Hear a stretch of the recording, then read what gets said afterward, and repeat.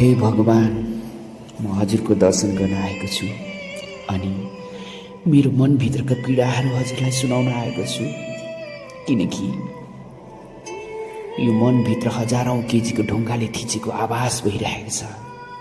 यो खुल्ला आकाशमा पनि मैले सास फेर्न मलाई गाह्रो भइरहेको छ अनि यो सुन्दर संसारलाई म हेर्न सकिरहेको छुइनँ। जहाँ जहाँ टेक्छु त्यहाँ त्यहाँ अन्धकार भइरहेको आवाज भइरहेको छ। त्यसैले भन्छु, हे भगवान, मेरो कुरा सुनिदिनुहोस्, मेरो मनको व्यथा बुझिदिनुहोस् अनि मलाई सही असल बाटो देखाइदिनुहोस्। मेरो नाम सावित्रा, म विवाह गरेको मैले 12 साल भयो र मसँग एउटा सानो 7 वर्षको छोरा छ। आज म विदेशको भूमिमा छु, जुन कुवेतमा हो। र यो विदेशको भूमिमा म किन आएँ? मेरो परिवारको लागि आएँ, मेरो सन्तानको लागि आएँ। तर यो कुरा मेरो श्रीमानले किन बुझिरहेको छैन? जब म आफ्नो देश, आफ्नो गाउँघरमा थिएँ, मेरो श्रीमानलाई मैले धेरै सम्झाएँ, तपाईँ विदेश जानुहोस् अथवा केही सिपमूलक काम गर्नुहोस् र अलिअलि पैसा कमाएर ल्याउनुहोस्, जुन हाम्रो लागि र हाम्रो परिवारको लागि काम लागोस्। तर उहाँले सुन्नु भएन। उहाँले गाउँभरि बरालेर हिँड्नुभयो र त्यस्तै साथीभाइहरूको सङ्गतले गाँजा चुरोट हुँदाहुँदै ड्रग्सको लतमा पर्नुभयो र उहाँ आज जेलमा हुनुहुन्छ। तब मैले अठोट गरेँ कि म विदेश जान्छु र विदेशमा गएर अलिअलि पैसा कमाउँछु। कमसेकम मेरो छोराको लागि फिस तिर्ने, लुगा लाउने, खाजा खाने अनि खाना खाने पैसा कमाउन सकौँ भनेर आएँ।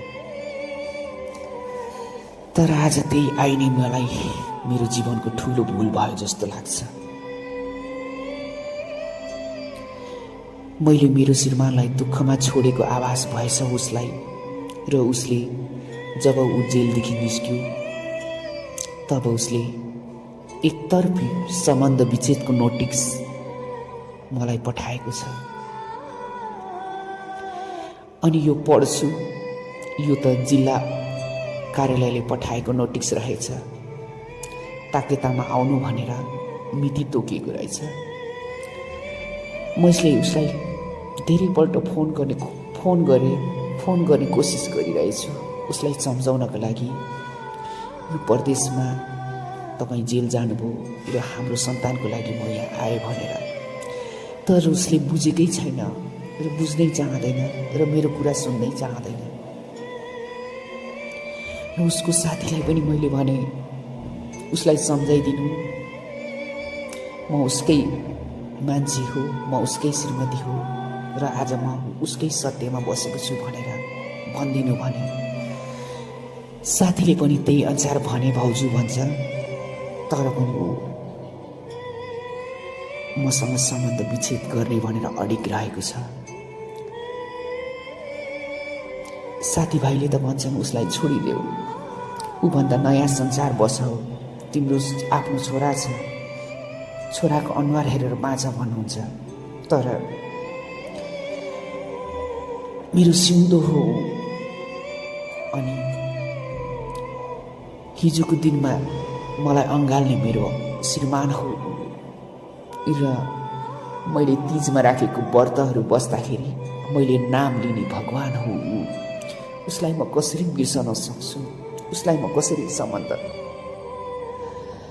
विच्छेद गर्न सक्छु? बरु यो संसारबाट टाढा जान सक्छु, उसको लागि हाँसी हाँसी मर्न सक्छु। तर ऊ बिना म बाँच्न सक्दिनँ त भन्न सक्दिनँ। तर उसको नामको सिन्दुर मेरो सिउँदोमा रहिरहोस् र उससँगै मेरो नाम जोडिरहोस् र हाम्रो त्यो सानो बच्चाले हामी आमा बुवा भनेर हामी दुईजनालाई चिनाउन सकोस्। त्यसैले भन्छु, हे भगवान्,